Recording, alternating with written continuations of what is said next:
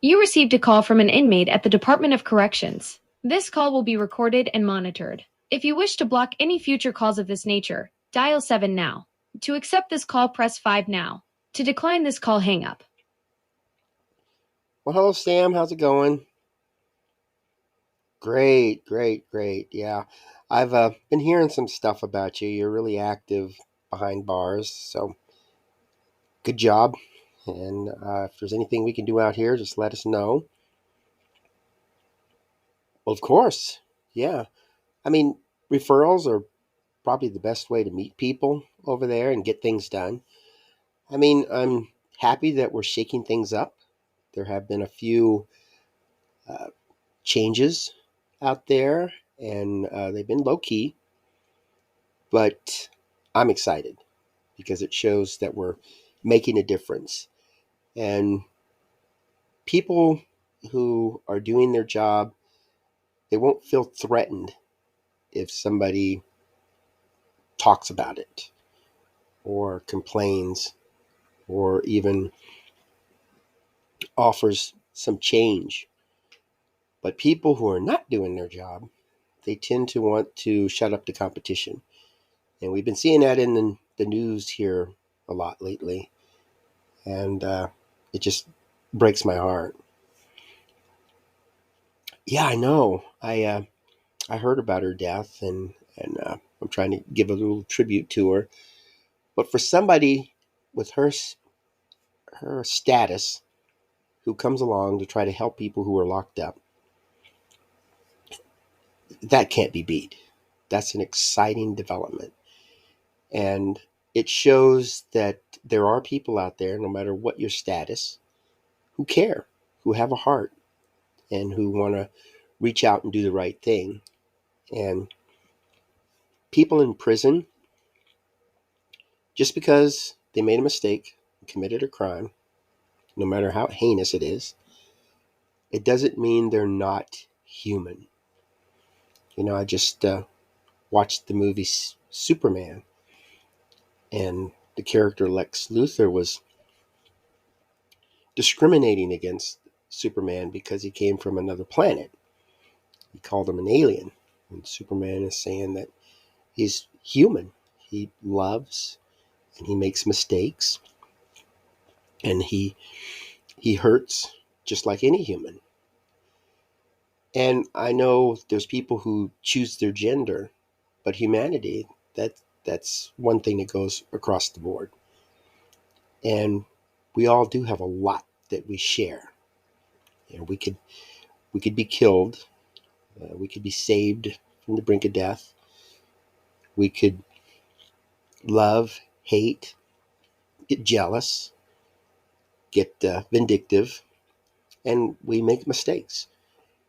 The difference is who learns from those mistakes, who will keep committing these mistakes, and who will reach across the aisle and help other people, regardless. And this woman reached out to people that she really had no association with, and she was willing to use her platform, the arts and museum, to draw awareness to the cruelty and the inhumanity that's being focused in the prisons. And that's commendable. And hopefully we can get the word out so that other people can help too, because you don't have to be rich to help your neighbor. You have 60 seconds remaining.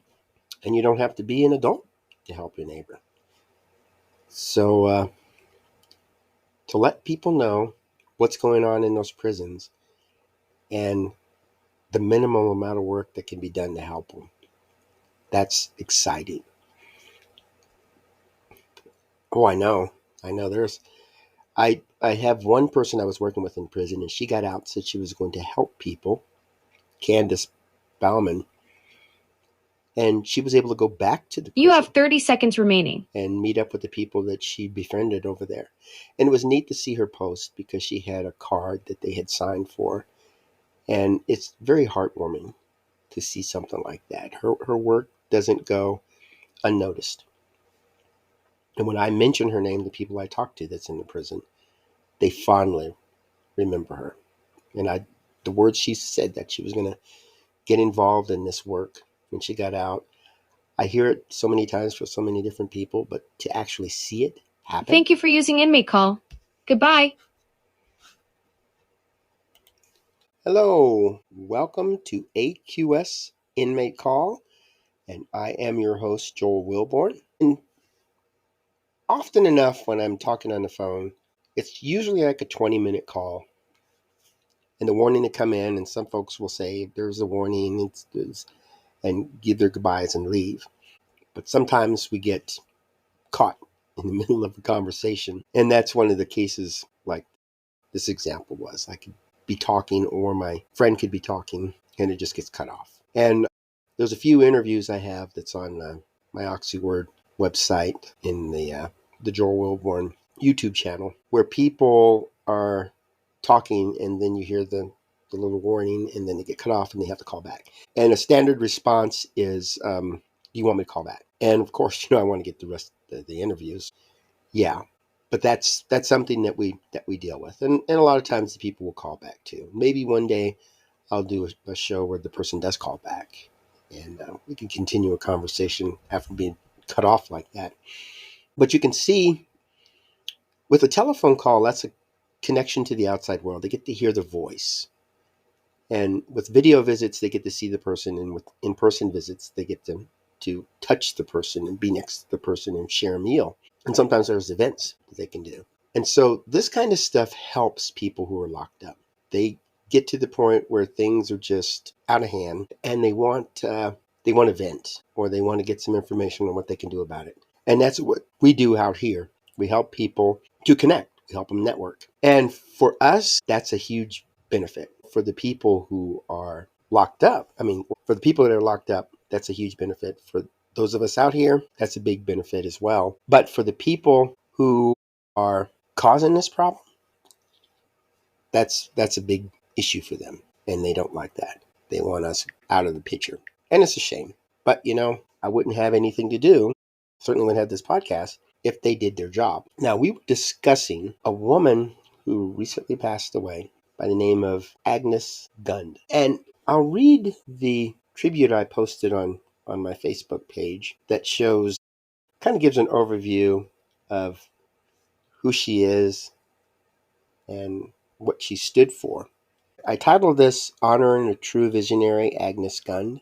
In a world where art and justice often feel worlds apart, Agnes Gund dared to bridge them with unparalleled grace and power. As the legendary philanthropist, art collector, and former president of MoMA, MoMA, Aggie didn't just collect masterpieces, she wielded them as tools for change. In 2017, inspired by the stark truths in Michelle Alexander's The New Jim Crow, Brian Stevenson's Just Mercy, and Ava DuVernay's 13th, she made a bold move that echoed far beyond gallery walls, selling her cherished Roy Lichtenstein painting masterpiece for $165 million. She channeled $100 million into founding the Art for Justice Fund, A4J. This wasn't just a donation. It was a declaration. Art can and must fight mass incarceration and racial injustice. Partnering with the Ford Foundation and Rockefeller Philanthropy Advisors, A4J has since awarded over $40 million in grants to more than 100 organizations and artists. From reducing excessive sentences and supporting reentry programs to amplify the narratives through creative storytelling, Aggie's vision has empowered communities, reformed policies, and sparked conversations that are dismantling a broken system. One grant, one artwork, one story at a time. Aggie, your legacy reminds us that true philanthropy isn't about giving away wealth. It's about giving away power to those who've been denied it. Thank you for showing us how beauty can fuel justice. The world is brighter and fair because of you. This kind of stuff inspires me. She doesn't have to do anything like that. There's no special treatment that she gets. But in her heart, she felt that this was something that would be a legacy, something that she could do that would make a difference. And selling that painting and giving away a large sum of it to advance a cause that she believed in, oh my goodness, how inspirational is that? So when I read about her death and did a research on her life, it really touched me because this is something that I've been concerned about for years. And when I publish the stuff on my social media platform, I want to get people to feel the story, not just hear it, but to understand in their heart what's going on. Am I definitely support incarceration. I just don't support the way this current system is doing it. If a person commits a crime, the punishment should fit the crime. A mass murderer or a serial killer or someone who tortures people or kidnaps them, that's a serious crime and it should keep the person off the street for a long time. But those that involves mental wellness, drug addiction, or some kind of medical state, I'm not so sure I'd really want that as being a long-term sentence. And each individual case needs to be examined. If people go up on a rooftop and shoot folks from up there, we shouldn't give them all a life sentence. That shouldn't be a standard thing. We need to find out what's going on.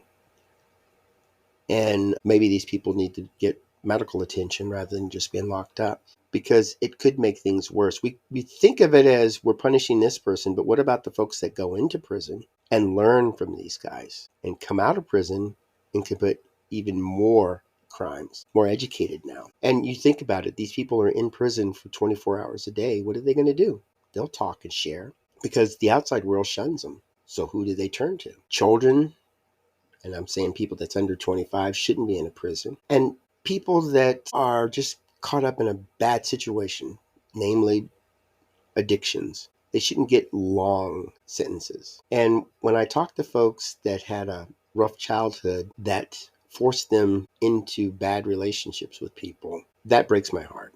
And I've recently got some stuff on this podcast that talks about people that were in a bad situation. They don't want to be released from prison because of they were innocent. They admit their guilt, but the sentence just doesn't fit the crime, especially with the conditions. Motive isn't an important thing when going to trial, but it should have a part with the sentencing. I think that should be entirely different. So when Aggie got involved, as is a lot of other celebrities too, it's nice to know that there's people out there who care about other people, not just themselves, and who are willing to make the effort to improve society. It's easier to work with a person and help this person heal than to just build more prisons. And I'm not going to say her work had no impact on anybody, because it obviously did. And it certainly had an impact on her. Now, recently, I got a message from an inmate, and she wanted me to get her story out. And she asked me to publish it so that everybody can see what was going on with her.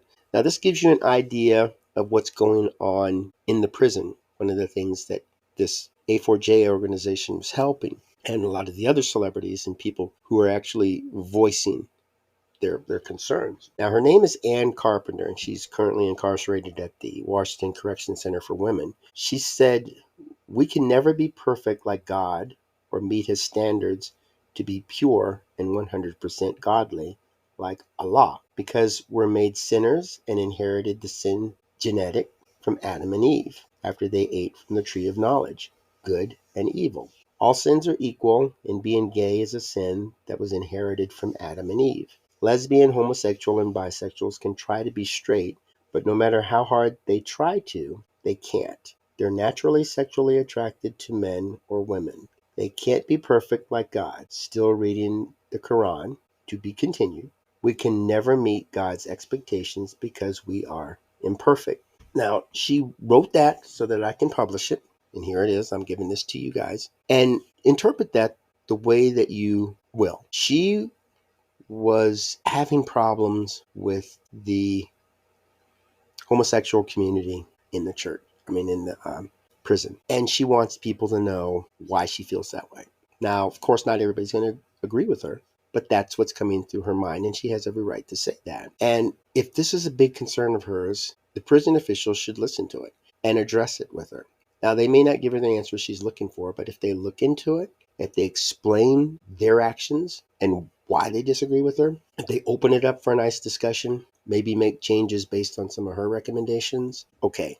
It's one thing to complain and offer no solutions. It's another thing to offer solutions to your own complaints and those that work with you. This is obviously a big concern of hers, and she wanted me to share it with everybody. So hopefully you'll maybe meet some of these people online. You could go to my Facebook page, American Quit It Society, and look up some people who are looking for pen pals. And once you talk to them, it'd be easier to understand why they're in there. We all are interested in motives. And I can understand if somebody's talking to a person and the person just keeps talking about how I'm innocent and I need a lawyer and can't afford one. That's not what we want to hear. We want to hear how the person is changed and wants to get out and give back to the community.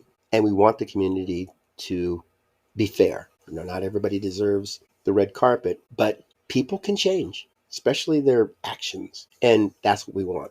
We want to change for the better, but we don't want to control them. If you watch that show, Love After Lockup, there's a lot of folks that just want to control people. And that's not what we're looking for. But do some research on Agnes Gund and maybe just look for some celebrities that support prison reform. And just listening to people, sending a birthday card or a thinking of you card or something like to the people could help them out. And I would really like to see the prisons reduced, some of them even shut down.